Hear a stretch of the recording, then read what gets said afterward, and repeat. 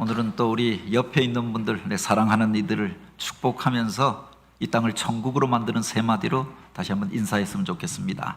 사랑합니다. 감사합니다. 축복합니다. 명절을 지나면서 또 사랑하는 이들을 이 세 마디로 축복하고 사랑을 고백하고 또 감사의 고백들이 그렇게 넘쳐나는 교회요 믿음의 가정들 되시길 축복합니다. 이 세상을 아름답게 만드는 것이 바로 이와 같은 마음과 이와 같은 말들 속에 담겨져 있지 않습니까? 오늘 우리는 어떤 말들을 하고 사십니까? 세상을 살면서 가장 아름다운 것이 있다고 하면 그것은 무엇이라고 여러분은 생각하십니까?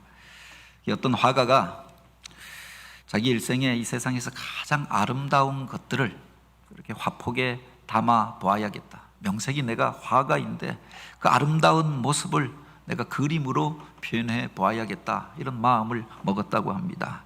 그래서 유명한 목사님을 찾아가서 질문합니다. 목사님, 세상에서 가장 아름다운 것은 무엇이라고 생각하십니까? 그 목사님이 그렇게 이야기했다라고 하죠. 믿음이 가장 아름다운 거지요. 그 믿음이 서로의 삶을 아름답게 하고 또 그 사람의 인생을 바꾸어 주고 하나님의 아름다운 것을 아름다운 것들로 느끼게 하는 것, 그게 믿음이 아닙니까? 그 말에 그가 공감하게 되었다라고 합니다. 젊은이들을 만나서 이제 결혼을 앞둔 사랑하는 두 남녀 젊은이를 만나서 질문합니다. 이 세상에서 가장 아름다운 게 무엇이라고 생각하십니까? 그들이 그렇게 이야기합니다. 사랑이 아닐까요? 사랑하고 나니까 세상이 아름다워 보이고 모든 것들이 행복하고 좋아 보이고 또 그 사람과 함께 있는 것만으로도 행복함을 느끼게 되어지니 사랑이 가장 아름다운 것 아닙니까? 그 말도 맞다고 생각하였습니다. 전쟁터에서 그렇게 치열한 전쟁을 마치고 이제 퇴역하여서 돌아온 군인을 만나서 질문했다고 하지요. 이 세상에서 가장 아름다운 것은 무엇이라고 생각하십니까? 그가 그렇게 이야기합니다. 평화, 그것이 가장 소중하고 아름다운 것이 아닙니까? 아무리 좋은 것들이 있고 아무리 아름다운 것들이 있어도 전쟁을 겪고 바로 그 전쟁의 참화를 우리가 지나게 되어지면 그 모든 것들이 짓밟혀져 버리고 누릴 수 없었는데 그 평화의 세상 가운데 살면서 우리가 아름다운 것들을 누리게 된 것이 아닙니까? 그래서 나는 평화가 가장 소중하고 아름다운 것이라고 생각합니다. 그 이야기를 들으면서 그 말도 맞다라고 생각하였던 겁니다. 그래서 이 세 가지를 다 담은, 그 아름다운 것들을 다 담은 그런 그림을 그려야겠다, 더욱 결심하게 되었다고 하지요. 이 모든 걸 다 표현할 수 있는 그림이 어디에 있을까? 그래서 전국을 여행하면서 바로 그 믿음과 그 사랑과 평화로운 모습들을 다 담고 있는 그런 풍경을 찾게 되었다고 합니다. 며칠을 여행하면서도 찾지 못하고 또 어느 곳에 가서 그림을 시작하려고 구도를 잡다가도 실망할 일들을 만나서 그가 결국은 집으로 돌아오게 되었던 겁니다. 저녁 때가 되어져서 며칠 만에 집의 문을 열고 현관문을 열고 들어오는데 아빠가 들어오니 아이들이 아빠 부르면서 밝게 이 아빠를 향하여 달려옵니다. 그래서 그 아이들을 안고 들어가는데 그렇게 그 주방에서 아내가 나오면서 저녁을 준비하여 놓고 식탁을 준비하여 놓고 그를 향하여서 다정한 모습으로 맞아줍니다. 그리고 그 식탁에 앉아서 하나님 앞에 감사의 기도를 드리면서 이곳이 천국이 아닌가, 그런 감사의 고백을 드리게 되었다라고 하죠. 세상에서 아름다운 것들을 찾아서 그렇게 그가 많은 풍경들을 보고 그리려고 하였지만 실망할 일들 투성이었는데 그 가정 안에 와서 바로 참된 인생의 아름다움을 발견하고 그것을 그림으로 그리고자 마음먹게 되었다라고 하는 이야기입니다. 여러분은 어디에서 내 인생의 아름다움을 발견하고 있습니까? 그 사랑과 그 평화를 어디에서 우리가 경험하며 살아가고 있습니까? 오늘 우리가 읽은 요한복음 12장에 보면은 예루살렘 성문 밖에 있었던 마을, 베다니 마을에서 있었던 아름다운 잔치자리에 대하여 기록하고 있습니다. 바로 그곳에서 놀라운 헌신의 사건들이 일어나게 되어지고 또 오고 가는 역사 가운데 많은 사람들을 도전하는 그 이야기가 이 속에 담겨져 있는 것들을 우리가 보게 되어지죠. 이 본문에 보면은 그 가정의 가장이었던 나사로라고 하는 사람의 이름이 나옵니다. 뿐만 아니라 그의 동생이었던 마리아와 마르다의 이름이 나오지요.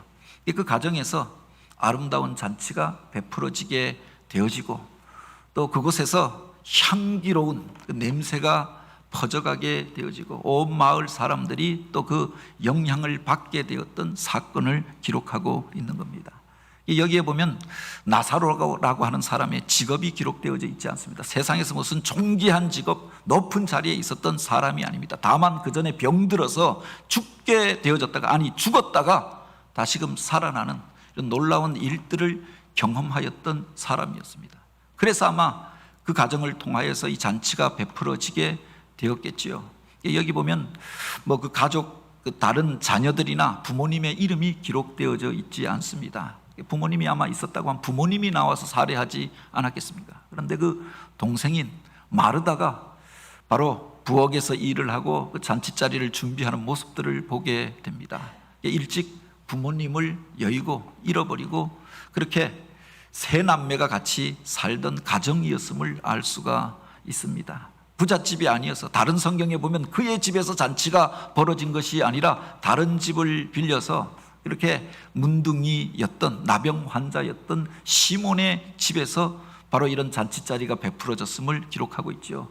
좁은 집이었고 많은 사람을 초대할 만한 여건이 아니었을 것이다 라고 하는 것을 추정해 볼 수 있습니다. 그 와중에 가장이었던 그 집에 경제를 책임지던 바로 나사로는 병이 들어서 죽게 되어졌던 겁니다. 죽었다가 다시금 살아나게 되었던 것 아닙니까? 위기를 극복한 가정이었고 부모님 없이 살아야 했던 결손 가정이었고 무슨 한부모 가정 정도가 아니라 노부모 가정이었던 겁니다.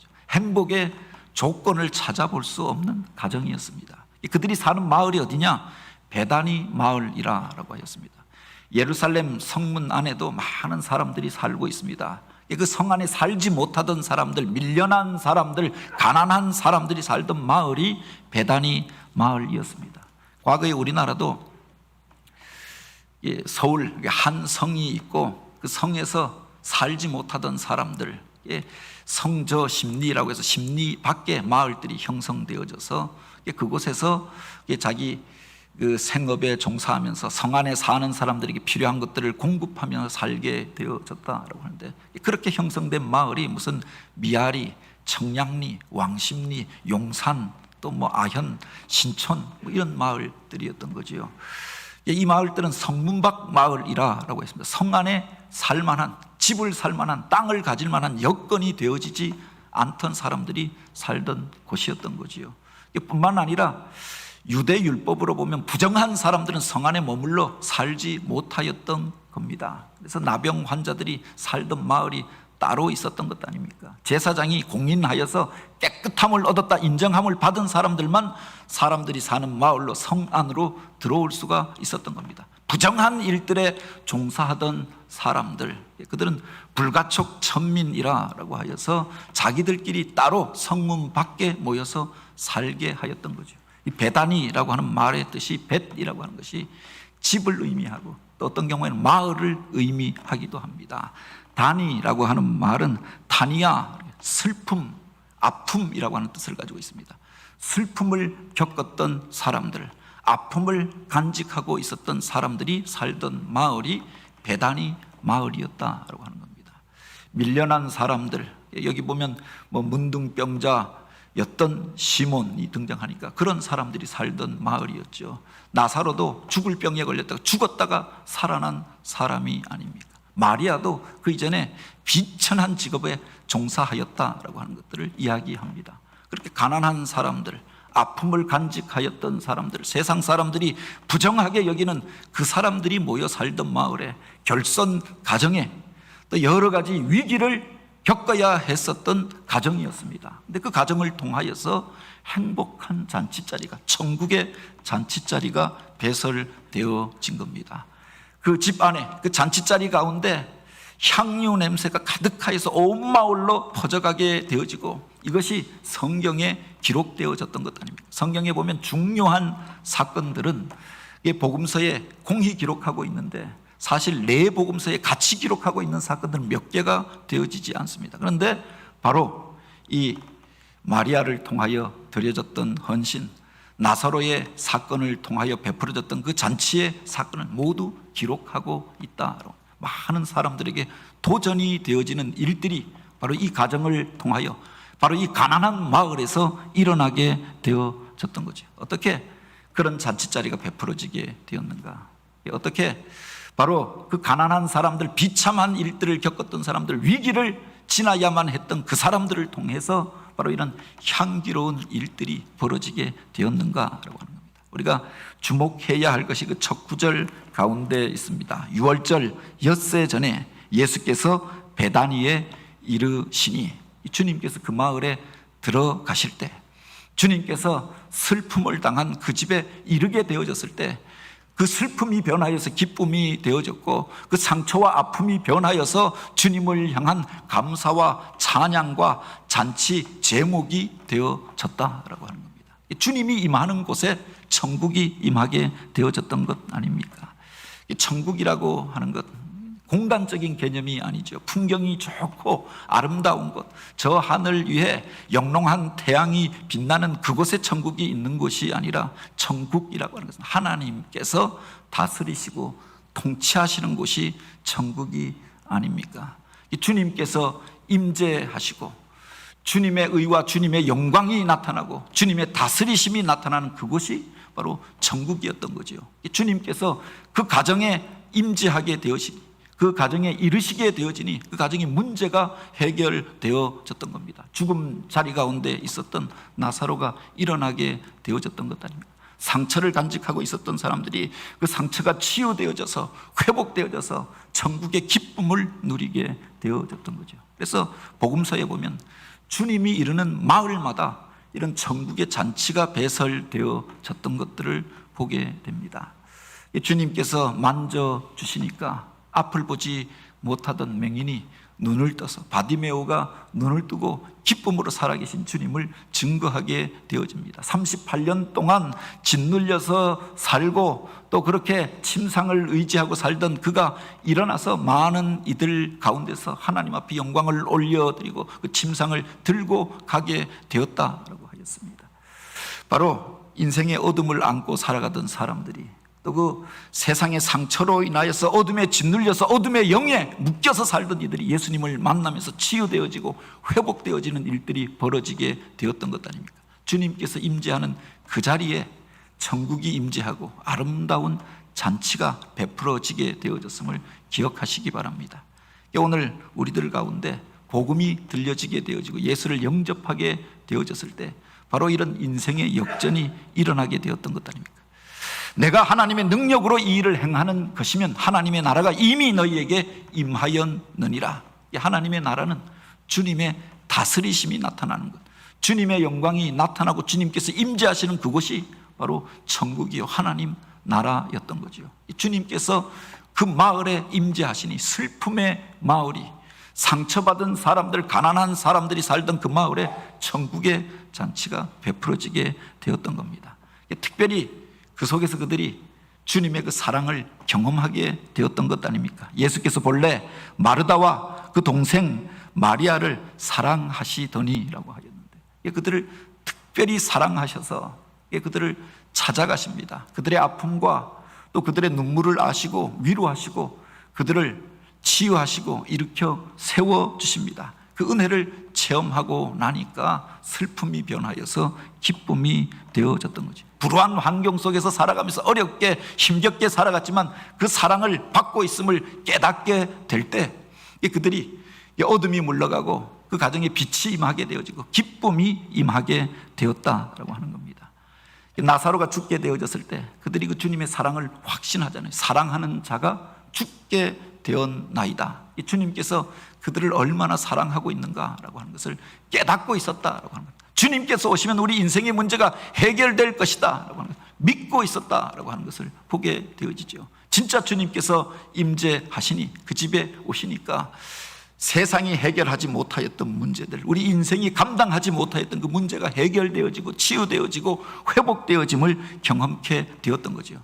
그들이 행할 수 있는 일들이 하나님 앞에 감사하고 기쁨의 잔치자리를 배설하게 되었던 것 아닙니까? 또 한 가지 우리가 그 잔치자리를 통해서 보게 되어지는 것이 분명한 은혜의 체험과 고백이 있었다라고 하는 겁니다. 주님이 오셨지만 그것이 기쁨이 되지 않는 사람들이 있었습니다. 세상에서의 자기 지위, 자기 체면, 자기 자리를 생각하는 사람들은 예수님 때문에 내 자리가 흔들릴까 봐, 그것 때문에 내가 가지고 있는, 내가 가르치고 말하였던 것들이 흔들릴까 봐 오히려 꺼려하잖아요. 예수님을 향하여 음모를 꾸미고 죽이고자 하였다라고 하였습니다. 예수님이 중요한 것이 아니라 내 생각, 내 자리, 내 이름, 내 주장이 중요한 사람들에게는 기쁨이 되어지지 아니하였던 거지요. 그런데 주님을 만나고 주님을 주인으로 모시고 또 주님을 의뢰하였던 그들은 그 은혜를 체험하였고 그 은혜의 체험을 통하여서 이 잔치자리가 베풀어지게 되었던 것 아닙니까? 아무런 은혜의 체험도 없고 간증거리도 없는 사람이 주의 일들을 하려고 하면 이게 무서운 노역이 되어지는 거죠. 강제로 그 일을 할 수가 없잖아요. 교회 안에서 베풀어지는 많은 일들이 봉사와 섬김의 사역입니다. 임금을 얼마나 줘야 그 일들을 감당할 수 있겠습니까? 남들이 다 쉬는 날 또는 교회 와서 청소하는 것, 남들의 더러운 그 자취들을 치우고 또 깨끗하게 하는 것, 그들을 섬기면서 음식을 만들고 수고하는 것, 이게 세상에서 돈을 받아서 우리가 할 수 있겠느냐라고 하는 겁니다. 은혜 받은 자들을 통하여 이 일들이 감당되어지고 주님의 교회가 세워지고 주님의 영광이 나타나게 되어지는 거죠. 이곳에 보면 마르다가 그곳에서 일하였고 라고 했는데 그는 은혜를 체험하였던 사람이 아닙니까? 죽어가던 그 오라버니가 부모님처럼 의지하던 이 가정의 기둥 같은 그가 죽었다가 다시금 살게 되어졌습니다. 이 놀라운 은혜를 체험하였으니 그 주님 앞에 감사함으로 이 잔치를 베풀고 동네 사람들을 다 불러 모아서 대접하고자 하였고 주님을 대접하고자 하였던 것 아닙니까? 여기에 보면은 이 나사로가 죽었다가 살아난 사건을 11장에 기록합니다. 완전히 죽어서 무덤에 들어갔다가 어둠 가운데 거하다가 썩은 냄새가 진동하다가 그가 살아나게 되어졌던 것 아닙니까? 이 놀라운 은혜를 체험한 사람이 나사로였고 그 가족들이었던 것 아닙니까? 나사로는 그곳에 그가 앉아 있는 것만으로도 증거가 되어졌다라고 하는 겁니다. 그래서 그 뒤에 보면은 나사로 까닭에 많은 유대인이 예수를 믿음이러라 라고 하였습니다.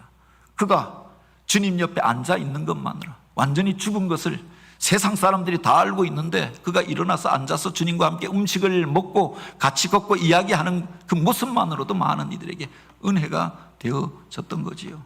그것을 체험한 마르다가 자기의 소중한 것들로 주님을 섬기고자 하였던 겁니다.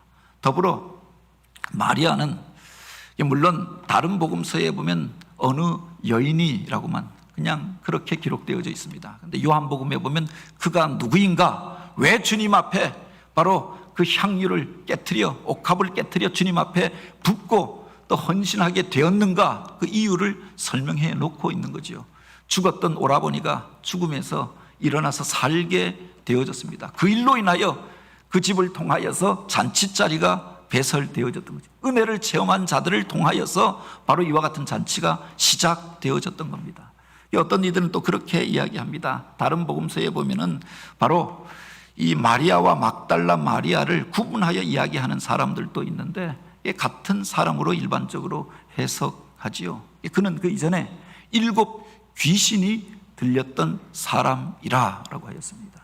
어려서 어떤 상처를 받았는지 어떤 아픈 일들을 겪게 되어졌는지 자아가 깨어지고 그 깨어진 심령 안에 더러운 귀신이 들려서 그렇게 존귀함으로 아름다움으로 살아가지 못하고 비참한 가운데 어둠에 매여서 살았던 여인이었습니다. 그가 바로 주님을 만나고 주님으로 인하여 자기를 사로잡고 있었던 어둠의 영들이, 아픈 상처들이 씻김받고 고침받고 새로운 삶을 살게 되었던 것 아닙니까? 그 놀라운 은혜를 체험한 이들이 주님을 향하여서 바로 이 아름다운 잔치를 베풀고 또 그 속에서 주님 앞에 감사의 고백을 드리게 되었던 거죠. 어떤 이들이 바로 그런 천국의 기쁨들을 누리면서 아름다운 잔치를 섬기고 베풀 수가 있는가? 은혜 받은 자들을 통하여서 이 일이 일어나게 되었다라고 합니다. 나사로의 그 가정을 통하여서, 마르다와 마리아를 통하여서 이 잔치가 베풀어짐에 많은 사람들이 와서 그들을 통하여서 은혜 받고 예수를 믿게 되어지고 주님 앞으로 돌아오는 일들이 있었다라고 하는 거죠. 우리가 신앙 간증을 이야기할 때 그 간증을 쉬운 말로 아름다운 추억을 만드는 것이다, 아름다운 추억에 대하여 이야기하는 것이다 라고 이야기합니다. 우리 교회 안에서도 이전에 우리 장로님들 중에서도 그 아름다운 추억에 대하여 어려서 부모님이 물려주신 신앙, 또 하나님의 은혜로 또 살아왔던 삶에 대하여 간증하였던 이야기들을 들으면서 또 다른 이들이 도전을 받게 되어지는 거죠. 이번에 추석 명절을 당하여서 저희도 고향인 강릉을 방문하고 왔는데, 이전에는 부모님이 살아계시니까 부모님 집에 가면 그곳에서 형제들을 만나고 그곳에서 행복한 시간들을 보낼 수가 있었습니다. 근데 부모님이 다 돌아가시고 나니까 그래도 1년에 한 번은 우리 형제들이, 가족들이 같이 모여서 추석 때 정도, 그때가 가장 좋은 때이니까 고향 즈음에서 펜션을 빌리든지 콘도를 빌리든지 하루를 자면서 좋은 행복한 시간들을 꼭 갖자, 형제들끼리 약속하여서 추석 즈음에 또 그런 시간을 갖게 되었는데, 과거에 부모님과 함께 오르던 그 고향의 선산에 오르고 그곳에 부모님 묘역이 있어서 같이 예배합니다. 그 이전에는 아버지 따라서 올라갔던 동산인데 어머니와 함께 올라가서 기도하던 곳인데 이제 그 자녀들을 데리고 올라가게 되어지는 겁니다. 강릉의 어느 숲을 거닐면서 우리 집사람이 그 이야기를 합니다. 나는 이런 냄새가 가장 좋다. 강릉에 가면은 소량 냄새가 풍겨져 옵니다. 생각하면은 꼭 보는 것만 아름다운 것이 아니라 냄새가 가져다 주는 향기로움이 있고 행복함이 있는 겁니다. 그것이 전혀 처음 맡는 냄새가 아니라 어려서부터 맡았던 냄새였던 거죠. 그래서 부모님 품에 있는 것 같고 고향의 냄새를 맡는 것 같고, 우리 아이들도 그곳에 와서 그렇게 행복해하는 모습들을 보면서 부모가 자녀들에게 행복한 추억거리를 남겨주는 게 소중하겠다. 부모님이 자녀에게 소중한 추억을 남겨줬던 것처럼 그 동산에서 자녀들을 축복해주고 또 그곳에서 함께 웃으면서 그 호숫가를 거닐고 바닷가에 나아가서 웃고 또 함께하여서 음식을 먹었던 소중한 추억이 있는 곳이 그곳이니까 그곳을 방문하면서 바로 회복을 경험하고 위로를 경험하고 또 그 속에서 가족들이 하나 되어서 행복을 누리게 되어지는 거죠. 부모들에게 주어진 소중한 체험, 책임 중에 하나가 바로 자녀들에게 이런 추억들을 만들어주는 것이 아닌가. 아름다운 추억을 가지고 있는 부부는 세상의 어려운 일들을 만나도 흔들리지 않습니다. 그 추억으로 인하여서 바로 어려운 시절을, 세상의 유혹을 이겨내게 되는 것 아닙니까? 어렸을 때 그 부모님을 통하여서 소중한 추억을 간직하고 있었던 그들이 세상 가운데서 어려운 일들을 통하여서도 또 다시금 회복되어지고 또 그 속에서 세상 바람을 이길 힘을 갖게 되어지는 거죠. 교회도 마찬가지다라고 생각되어집니다. 교회 안에서 소중한 추억들을 우리가 많이 간직하고 있을 때 어려운 과정들을 이겨내게 되는 것 아닙니까? 코로나 시대를 지나면서 믿은 지 얼마 되어지지 않는 사람들, 이 교회 안에서 추억이 없고 사람들과의 아름다운 기억이 없는 이들은 그냥 어려운 일들이 있으면 흩어져 버리잖아요. 미국에서 무슨 교포 교회들이 그렇다고 이야기합니다. 건물도 없고 다 출신과 성향도 다르고 어느 목사님이 말씀이 좋다고 하여서 그래서 모였는데 조그만 어려운 일들이 있으면 시험거리가 생기면 한순간에 다 흩어져 버리고 마는 겁니다. 이게 모였다 흩어지는 일들이 그렇게 많다라고 하는데 우리 교회의 저력이 여기에 있지 않는가. 소중한 추억들이 우리들 가운데 있잖아요. 50년 동안 이곳에서 교회가 성장하면서 어려운 일들도 있었지만 그곳에서 바로 건물을 세우고 어려운 과정들을 지나고 또 수많은 행사들을 하고 청년기에 청소년기에 이곳에서 있었던 그 일들을 추억하면서 떠나갔지만 바로 이 교회를 고향처럼 그리워하게 되는 것 아닙니까? 우리 권사님들이 먼 곳으로 이사 갔지만 2시간씩 지하철을 몇 번씩 갈아타고도 이곳에 오고자 하는 이유가 바로 여기에 있는 것 아닙니까? 그래서 그런 소중한 추억거리들을 만드는 게 필요합니다. 그것이 바로 간증이요 신앙의 체험들이 아닙니까? 신앙의 체험을 가진 사람들을 통하여서 아름다운 잔치자리가 베풀어지고 또 그곳에 그리스도께서 함께 하시는 향기가 나타나게 되어졌던 거죠. 오늘 본문에 보면은 이제 그게 끝이 아니라 잔치가 베풀어지고 여러 사람들이 함께 모여서 먹고 마시는 것으로 끝난 게 아니라 그 자리에서 마리아가 자기의 소중한 향유를 가져다가, 다른 복음서에 보면 그것을 그냥 주님 앞에 부어드린 게 아니라 깨뜨려서 부어드렸다, 쏟아 부어드렸음을 기록하고 있습니다. 향수라고 하는 것은 한 방울 두 방울만 떨어져도 향긋한 냄새가 나는 거잖아요. 그것을 주님의 발에 다 부어드렸다라고 하는 겁니다. 주님을 향하여서 온전한 헌신을 올려드렸던 상징으로 우리가 이야기하는 것 아닙니까? 순전한 나드 향유를 주님 앞에 부어드렸다. 다른 것들이 섞이지 아니한 이 나드 향이라고 하는 것은 무슨 히말라야 높은 산에서만 나는 아주 특별한 향수요 향유라고 이야기합니다. 그래서 여기 보면 가룟 유다가 바로 300데나리온에 팔아 가난한 자들에게 줄 수도 있었을 거니거늘. 바로 그 가치에 대하여서 그렇게 이야기하고 있는 겁니다. 한 데나리온이 노동자의 하루 품삯이라고 하는데 300데나리온이라고 하면 1년 노동자의 품삯이요 연봉에 해당하는 돈이 아닙니까? 그걸 아낌없이 주님 앞에 부어드렸다고 하는 겁니다.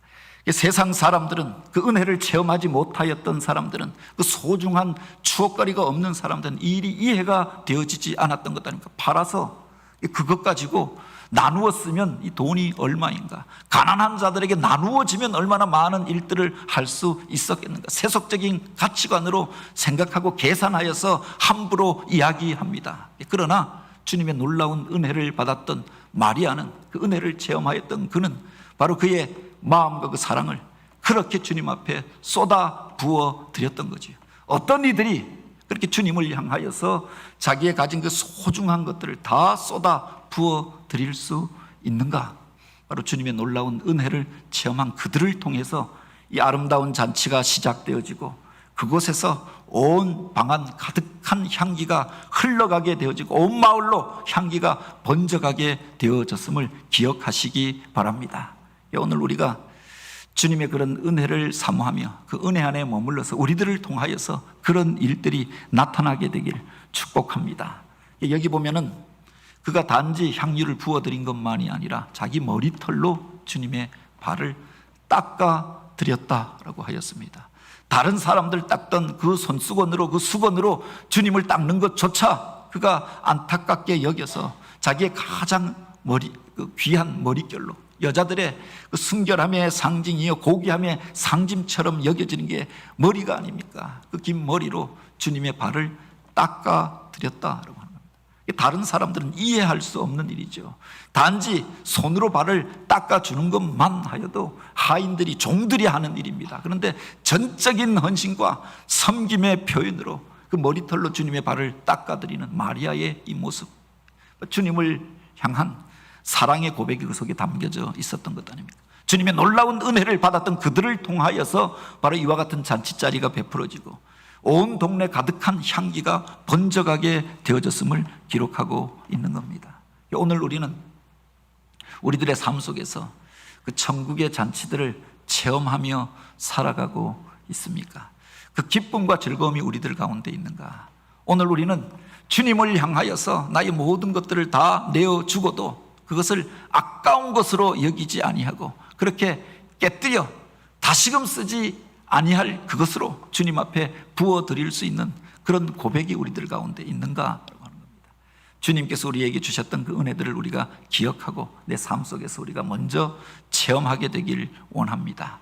내 삶 속에서 내 사랑하는 이들이, 내 자녀들이 바로 주님 앞에서 예배하며 또 주의 그렇게 성전에서 그렇게 뛰어놀며 기뻐하며 행복하였던 추억거리들을 만들어주는 신앙의 선배요 또 부모가 되길 원합니다. 우리 교회가 그런 아름다운 체험거리들이 넘쳐나는 교회, 그래서 지난 이후에도 그곳에서 있었던 그 아름다운 일들을 추억하며 내 삶을 들여 주님 앞에 감사를 고백할 수 있는 그런 신앙의 사람들이 되어지기를 원합니다. 이 가을에 그런 아름다운 추억들을 만들어가는, 주님을 더 깊이 만나고 그 은혜를 체험한, 이미 주셨던 은혜들을 우리가 경험할 뿐만 아니라 새 노래로 주님을 찬양하라라고 하는데, 이 계절에 주님을 더 깊이 만나는 은혜의 체험들을 하고 주님의 만지심과 고치심을 경험하고 주님이 함께 하심을 오늘 우리가 누리면서 천국의 기쁨을 누릴 뿐만 아니라 아름다운 잔치자리를 배설하는 교회, 그래서 주님이 함께하는 향기가 이 교회를 통하여 이 지역과 이 땅을 향하여 퍼져가고 전하여지는 오늘 우리들이 되어지길 주님의 이름으로 축복합니다.